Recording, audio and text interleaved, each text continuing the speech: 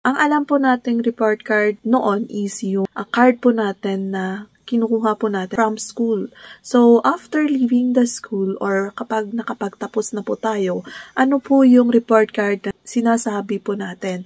And naaral ko po dito kay Rich Dad or kay Robert Kiyosaki na ang report card po natin is our financial statement. So, it is in us kung yung report card po natin is mag-fail or puro pasang-awa or talagang hindi po tayo papasa.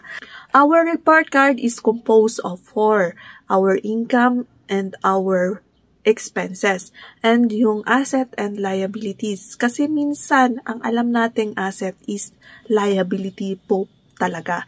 Kailangan natin magkaroon ng individual financial statement. Hindi lang po company, hindi lang po kooperatiba or ano pang establishment ang nagkakaroon ng financial statement. Kailangan din po talaga sa atin. I make my financial statement noong last year. So, meron po tayong nagawa at doon ko po nakikita kung magkano po yung network ko. Doon po ako nagbe-base at doon po ako nagtatrack ng aking mga finances para din po ma-achieve natin yung ating financial goals. Kung alam po sana ng lahat ng tao how financial statement work, we would be more financially literate and more in control sa ating mga pera. So by understanding financial statement, we can better see how our cash is flowing.